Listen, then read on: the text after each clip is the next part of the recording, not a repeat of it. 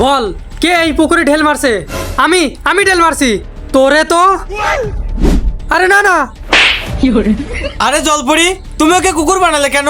যে এই পুকুরে এসে ঢেল মারে আমি তাকেই পশু বানিয়ে দেই। কিন্তু কেন তুমি এসব করো?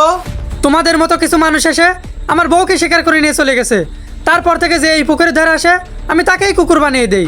কিন্তু আমরা তো তোমার বউকে কিডন্যাপ করি নেই, তাহলে তুমি আমার ভাইকে ঠিক করে দাও। তুই যদি আমার বউকে এনে দিতে পারিস তাহলে তোর ভাইকে আমি ঠিক করে দেব। তাহলে আমি তোমার বউকে এনে দেবো। এইবার আমি তোকে বাজারে নিয়ে গিয়ে অনেক দামে বিক্রি করব, আর আমি অনেক কোটিপতি হয়ে যাব। আরে চোর চোর, কেউ ধরো।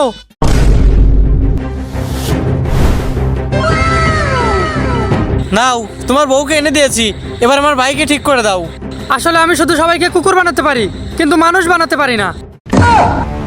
আবে সালে, তোর জন্য আমি এত কষ্ট করলাম, দাঁড়া তোকে দেখাচ্ছি মজা।